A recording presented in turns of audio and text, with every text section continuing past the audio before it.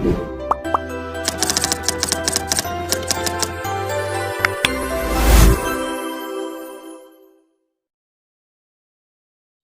दोस्तों, welcome to transient academy. तो friends, आशा રાખું છું તમે બધા મજામાં છો, મસ્ત છો। તો આપણે પાવર સિસ્ટમની લેક્ચર સિરીઝ આપણે સ્ટાર્ટ કરી દીધી। એમાં આપણે અત્યારે કમ્પેરિઝન ઓફ કંડક્ટર મટીરીયલ આપણે જોઈ રહ્યા છીએ, બરાબર।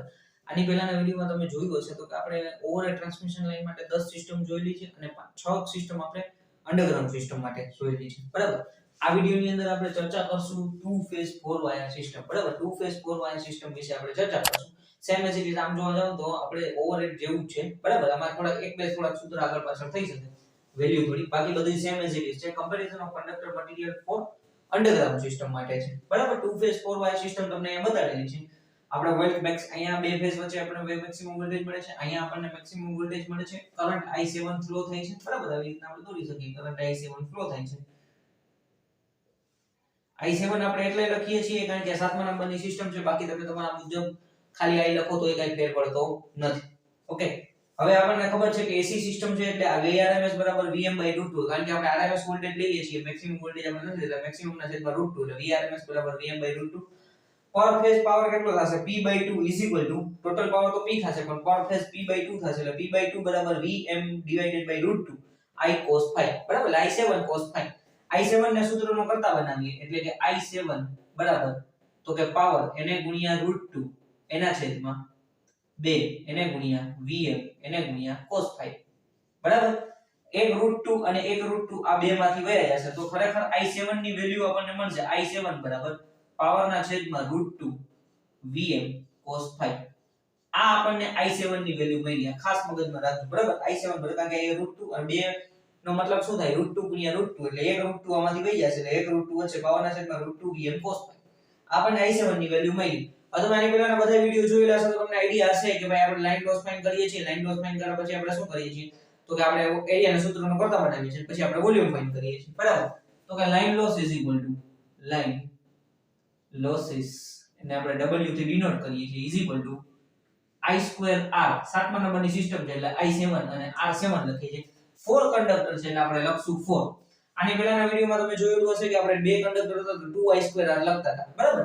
અહીંયા 4 કંડક્ટર છે એટલે આપણે 4 લખશું તો કે W 4 એને ગુણ્યા I7 ની વેલ્યુ આપણે જે અહીંયા લખી છે પાવર ના છેદમાં √2 Vm cos phi આખાઈનો વર્ગ અને R7 બરાબર ρ L divided by A7, okay. આનો તમે વર્ક કરશો એટલે કે W 4 p² ડિવાઇડેડ બાય √2 નો વર્ગ એટલે 2 એને ગુણ્યા Vm square cos square phi એને ગુણ્યા ρ L divided by A7, okay. 2 * 2 2 * 4 done. તો કે એરિયાને ડાયરેક્ટ સૂત્રનો કરતા બનાવીએ તો A7 બરાબર અહીંયા શું વધશે 2 વધ્યા 2 p² ρ L divided by Vm square cos square phi * W। આ આપણને એરિયા મળી ગયો, બરાબર। એરિયા બરાબર તમને શું મળ્યું 2 p² ρ L divided by Vm square cos square phi * W, done. હવે આપણે શું કરવાનું છે તો કે આપણે ફાઇન્ડ કરવાના છે વોલ્યુમ ઓફ કંડક્ટર મટીરીયલ, બરાબર। તો વોલ્યુમ બરાબર એરિયા ઇન્ટુ લેન્થ, 4 કંડક્ટર છે એટલે આપણે લખશું 4 એરિયા ઇન્ટુ લેન્થ, ઓકે। હવે તો કે 4 એને ગુણ્યા એરિયાનું સૂત્ર એટલે A7 લખો તો આ જે છે H2 4 એને ગુણ્યા 2 p² ρ L² divided by Vm² sorry L અહીંયા L છે અને અહીંયા L આપણે ગુણવાના છે Vm² cos square phi * W, okay. 2 p² ρ L divided by Vm² cos square phi * W, okay. આપણે જે એરિયાની વેલ્યુ મૂકી L એમણમ છે અને આ 4 એમણમ છે, આને આપણે ગુણાવી દઈએ તો આપણને વોલ્યુમ કેટલું મળશે 4 * 8 p² ρ L ગુણ્યા L એટલે L² થઈ જશે આખાઈના છેદમાં Vm² cos સ્ક્વેર phi એને ગુણ્યા W। આ આપણને વોલ્યુમ ઓફ કંડક્ટર મટીરીયલ કોનું મળ્યું તો કે 2 ફેઝ 4 વાયર સિસ્ટમ, બરાબર। 2 ફેઝ 4 વાયર સિસ્ટમ નું volume of conductor material 8 p² ρ L² divided by Vm² cos square phi * W આટલું આપણને મળ્યું છે। હવે આને કમ્પેરીઝન કરવાની છે કોની યાર તો કે આપણે DC 2 વાયર સિસ્ટમ સાથે કમ્પેરીઝન કરવાની છે। 4 p² ρ L² divided by Vm² W આપણને કમ્પેરીઝન આપેલી છે, બરાબર। તો કે comparison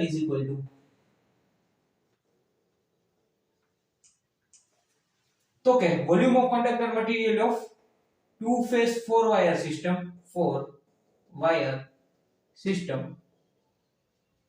hall divided by DC two wire system, બરાબર. Volume of conductor material of two phase 4 wire system divided by volume of conductor material of DC two wire system. હવે તો કે ટુ ફેઝ 4 વાયર સિસ્ટમ નું શું છે તો કે 4p² rho l² divided by vm² cos² phi vm² cos² phi w, બરાબર. આખાઈના છેદમાં dc2 વાયર સિસ્ટમ એટલે કે 4p² rho l² divided by vm² w. આને આપણે ગુણાકારમાં છે, ભાગાકારમાંથી ગુણાકાર કરશું એટલે શું થશે તો કે 8p² rho l² divided by vm² w cos² phi એને ગુણ્યા આ vm² ઉપર ના જશે એટલે vm² w આખાઈના છેદમાં 4p² rho l². હવે તમે અહીંયા જુઓ તો કે p² rho l² ગયા, p² rho l² ગયા, vmw ગયા, vm² w ગયા. 4 * 4 4 * 2 = 8. તો આપણને શું મળ્યું 2 ડિવાઇડેડ બાય cos² phi, અથવા તમે આવી રીતના લખી શકો છો 2k divided by cos² phi, બરાબર. 2k divided by cos² phi. એનો મતલબ આ વસ્તુ તમને એવું દર્શાવે છે કે volume of conductor material of two phase 4 wire system is equal to 2 divided by cos² phi times of dc2 wire system. એટલે આપણું ટુ ફેઝ 4 વાયર સિસ્ટમ નું વોલ્યુમ કેટલા ગણું હશે dc2 વાયર કરતા તો કે 2 ડિવાઇડેડ બાય cos² phi ગણું dc2 વાયર સિસ્ટમ કરતા વધારે આપણે વોલ્યુમ જોશે. આ વસ્તુ એ સાબિત કરે છે 2 ડિવાઇડેડ બાય cos² phi અથવા 2k, k એટલે આપણા dc2 વાયર સિસ્ટમ જ છે, બરાબર. તો 2k divided by cos² phi આપણે લખી શકીએ છીએ. અને આવી રીતના પણ તમે લખી શકો છો કે વોલ્યુમ ઓફ કંડક્ટર મટીરીયલ,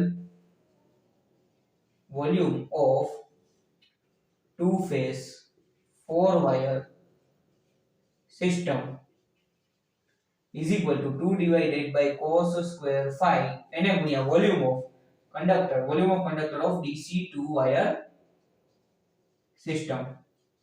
આટલા ઘણું DC2 વાયર કરતા વધારે આપણે વોલ્યુમની જરૂર પડશે. ઓકે ફ્રેન્ડ્સ, સાવ સિમ્પલ છે. તમે અત્યાર સુધીમાં જો આ 17 16 સિસ્ટમ જોઈ લઈએ તો હવે તમારા મગજમાં બેસી ગયું હશે. ખાલી તમારે વેલ્યુ આગળ પાછળ કરતી જવાની છે.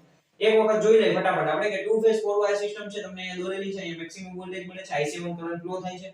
RMS વોલ્ટેજ લઈએ છીએ એટલે Vm/√2 થશે, બરાબર. પાવર બાય 2 તો પર ફેઝ પાવર લેશું એટલે P/2 થશે. ટોટલ પાવર P થશે, બરાબર. બે ફેઝ છે એટલે પર ફેઝ લેશું એટલે P/2 થશે. P/2 Vm/√2 એને ગુણ્યા I7 એને ગુણ્યા cos phi.